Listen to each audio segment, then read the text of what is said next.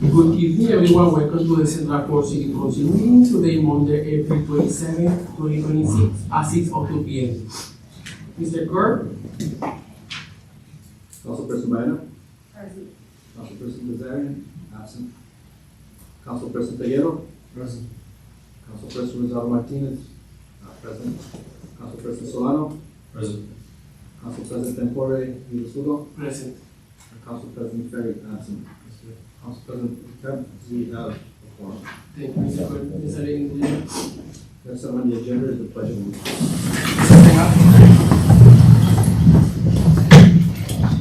I pledge allegiance to the flag of the United States of America, to the republic for which it stands, one nation, under God, indivisible, with liberty and justice for all. Next item on the agenda is public comment. We can open. We have John Goretti for Fire Department. Good evening, Council President Pro Tempore and members of the City Council. My name is John Garvey. I'm a lieutenant on the fire department. I've been on the job for 15 years and I have the privilege of being the president of Local 1485. And thank you for the opportunity to speak to you tonight. I'm here to ask for your support in passing the resolution that will hopefully advance a change to our pension legislation, one that directly impacts the experienced firefighters who make up the backbone of our department. When we talk about firefighters in the top half of the job, we're talking about men with 10, 15, 20 years or more years of service. These are not probationary employees. These are the firefighters who train younger members, who take leadership roles on chaotic scenes, and who are relied upon when situations are at their most dangerous and complex. They are the institutional knowledge of this department. The resolution supporting pension legislation change we're asking you to support is about fairness to those individuals. It ensures that firefighters who have already committed the majority of their careers are not penalized for dedicating more years to this profession. It protects the integrity of the system while recognizing the sacrifices that have already been made. This is not about creating a new benefit. It's about honoring the expectations that were in place when these firefighters made the decision to dedicate their lives to this job. If we fail to act, we risk losing some of our most experienced personnel, people who cannot be easily replaced. We risk damaging morale and sending a message that long-term service is not valued. But if we do act, and you do support this change, you reinforce stability, strengthen retention, and show that this city stands behind those who have stood behind it for years. I ask you tonight to support this resolution for pension legislation change to protect our experienced firefighters and to uphold the commitment you've made to them and to support us again, as you always have. Thank you for your time and consideration tonight. Thank you so much for your words. Nobody heard a reason for public comment, not public comment closed.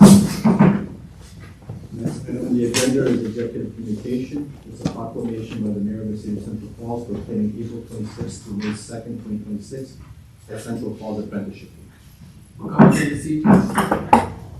Next item on the agenda of the new business is the consideration of the tentative agreement between the city of Central Falls and Local 1485 International Association of Firefighters. Mr. Clerk, for the record, Councilman Casaria by a 606. I want to put for the records, we received the copy of the agreement and the numbers today before the meeting on the chief of staff. Thank you. Good evening, President Pro Tem. My name is Charles Ruggiero. I'm the city's labor attorney, and I'm here to present for your consideration this evening the tentative agreement between the city and our firefighter local 1485 of the International Association of Firefighters. The agreement we have for your consideration this evening is a 3-year agreement. It would provide security with respect to our our firefighter labor unit through June 30th, 2029, and it provides for modest financial increases over the life of a 3-year agreement while affording the city some additional flexibility as it relates to our promotional process and our ability to staff and direct our existing firefighter workforce.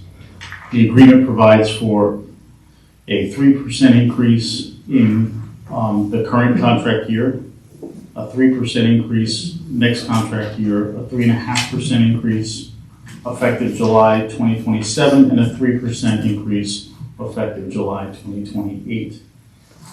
It further provides for flexibility as it relates to light duty assignments. It reduces the amount of seniority points afforded for promotional examinations.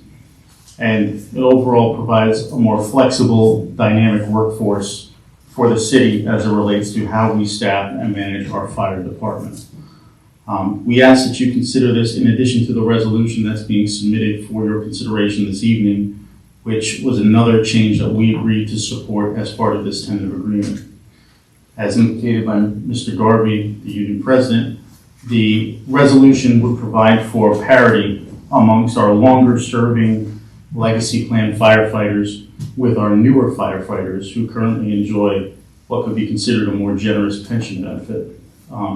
This is part and consequence of some of the changes that were made post-bankruptcy, but presently some of our longer-standing firefighters do not receive the same pension benefit allocation as our more recent hires and participants in the MERS system.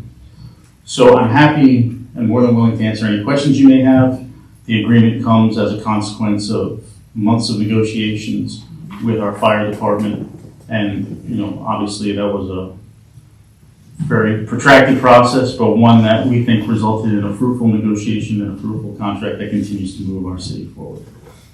So I'm happy to answer any questions you may have and present both the tentative agreement and the fiscal impact statement, which you should also have before you're detailing the fiscal cost of the contract vis-a-vis our current fiscal budget for fire.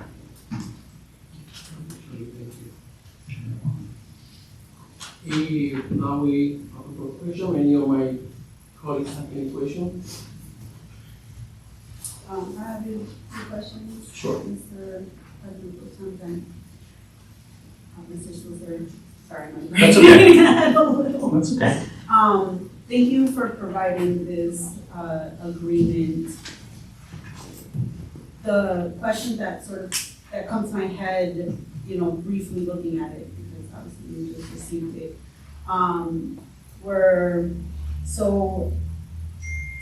for number 5 within the agreement on page 3, Yes. and then Article 11, Section 1 and 2, Yes. rescue lieutenant, is that a new position? It's a position that was actually established during our last negotiation, but it wasn't reflected in the promotional examination language. So really that's just a clarification to bring that language also updated with the changes that we made for creating a rescue lieutenant position. Perfect, thank you. Because the changes are in blue and red, yes? Yes, that's correct. Yep, you're right. Yeah, the stricken language is in red, the additional language is in blue. So this way you can see all the changes in the document itself. Thank you. And then on page 4, as it pertains to the percentage in terms of the examinations of 70% Yes, for both, was there a percentage here before? there was. It was formerly 65%. 65, oh. So it's increasing the requirement for a passing score from 65 to 70. Thank you, appreciate the historical knowledge. I'm sorry, it should have been, I should have had it reflected there, but it is an increase from what was formerly 65%. Thank you, no problem.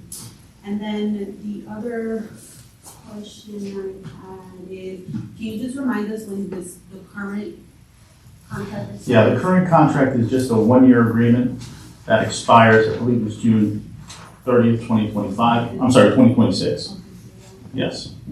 okay, thank you. And then my last question, well, I have 2 more questions actually. For this one, can you just explain the changes on number 13, page 7?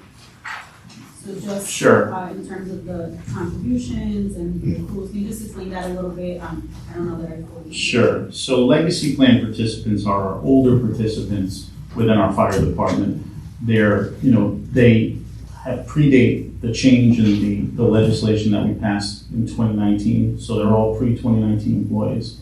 And essentially they're contributing more for a lesser pension benefit than our newer hires post-2019. So their contributions are presently 11.7% of salary rather than 10% of salary. And their accrual maximums are less than what those newer employees also enjoy. So it was bringing those pension provisions in conformity with the newer employees so that they weren't disadvantaged versus some of our younger workforce. Makes a lot of sense. Thank you. And then my last questions are on the impact sheet. Sure, let me grab that. Um, And I may defer to our finance director as it relates to some of these, so, but I'll give it my best shot. So, and she can feel free to correct me if I'm mistaken in anything. No problem. I guess I just, I'm looking at the numbers, and so some of them jump out at me, right? Yep. So like FY '27, the salary is 126 in terms of the impact, but then FY '28, it goes down to 102, and then actually there's two FY '28s, so maybe it's FY '29, 90,000.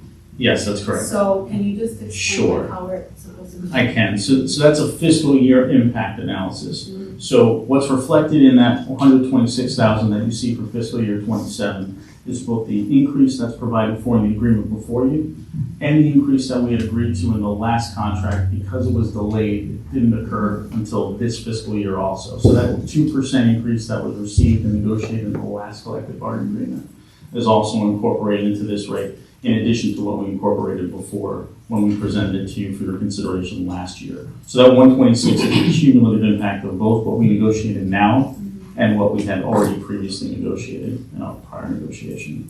Thank you, very helpful. And then as far as the longevity on FY '28, looks like FY '27 and potentially FY '29 are sort of on par, right, like really close, but then FY '28 is much higher. Yes.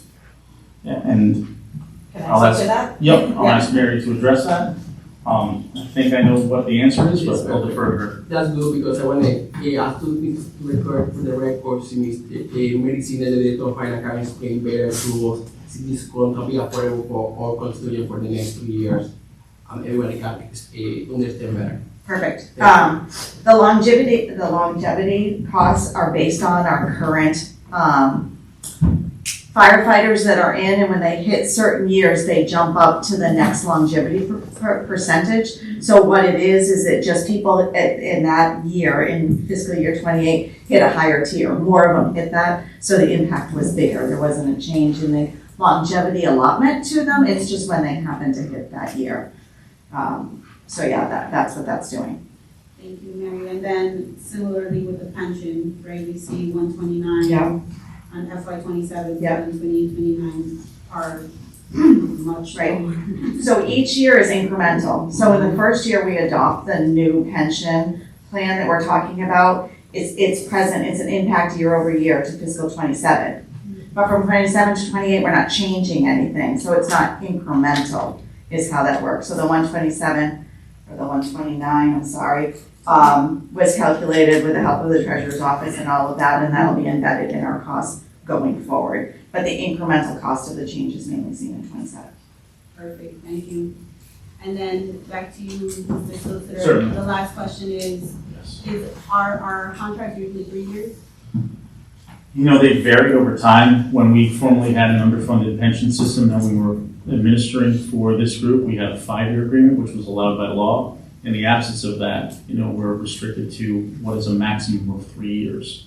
So ideally, and we've historically tried to negotiate a 3-year agreement, and we were successful in doing so this Yeah. negotiation. Awesome, thank you. So if I can just speak briefly, through the process of the contract negotiations, I'm obviously a member of the team, and we go to a lot of effort to make sure that the agreed upon contract is viable for the city, that it's good for the city and it's good for the firefighters as well. So we feel as a city that this contract that we're talking about is viable for both. and a decision for both. Thank you so much for that. Alright, so we don't have any more questions, or the question is clarified by the expert. I need a motion to approve. I'll make the motion. Councilman Solano made the motion. Councilman Peguero second. With that said, all in favor say roll call. Okay, thank you so much for clarifying. Roll call, Mr. Clerk. Council President Biden? Yes. Council President Kazarian? Yes. Council President Peguero? Yes. Council President Solano? Yes. Council President Rivas Ludo? Yes. Motion passes 5-0. Thank you very much. So, The next item on the agenda, under schedule of bills, hearings, and other considerations, a resolution authorizing mayor and/or city solicitor to effectuate the acquisition of 0 Noel Court, Central Fall Road, 02863, Assessors Plat 3, Lot 3F, by voluntary donation for the purpose of formally designating the property as a public street and right-of-way. Council President Rivas Ludo? thank you, Mr. Clerk. Yes, Mr. you want to talking a little bit about it? Yes, Mr. President, so back in 2020, a major subdivision and land development approved at Noel Court. Due to an error in how the street was denoted on the plans as submitted to the planning department, the actual Noel Court street stayed as part of the owner's parcel and not separately abandoned for the city to have a public road. So both the property owner and the city, at this point, have agreed that it should be a public road. And so this would effectuate a transaction for $1, where Noel Court would, instead of being a private road, would be a public road. And clean up the record, basically. Thank you. All right, thank you for the information, 660.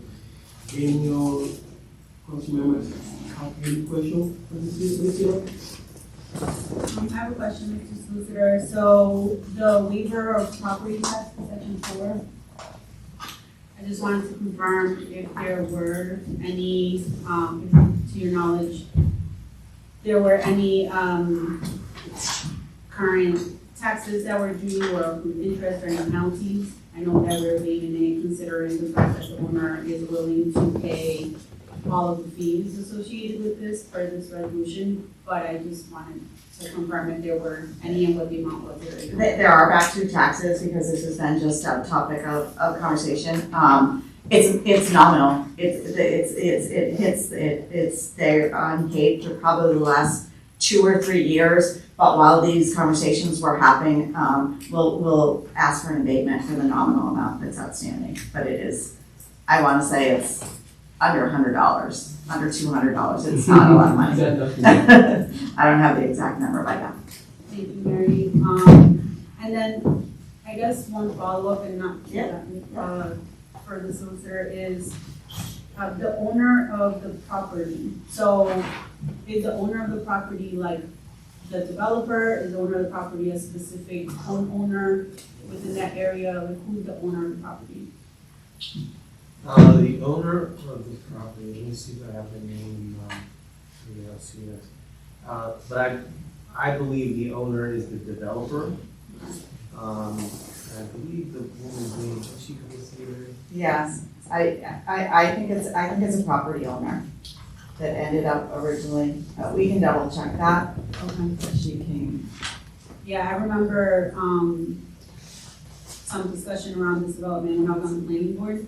And so that's why I'm asking, because Oh, her name is Betsy De Silva. okay, but that's not the developer, that's just someone who owns, That's the owner of the development. oh, the owner of the development, thank you. Helpful. And then is there can you tell us what it would look like? So right now, when you look at Noel Court, you go down Evan Brown, right, and it's to the right, coming from, the street where Cottage surgery was done. They're giving me a reading right now, but you go in, and so is it a dead end? Like, does it go around in a circle? It talks about public right of way, and so I guess I'm trying to picture what it looks like. once So we currently, have- there's no plan to change the physical infrastructure, it's just to change the Oh, okay. Great. Thank you.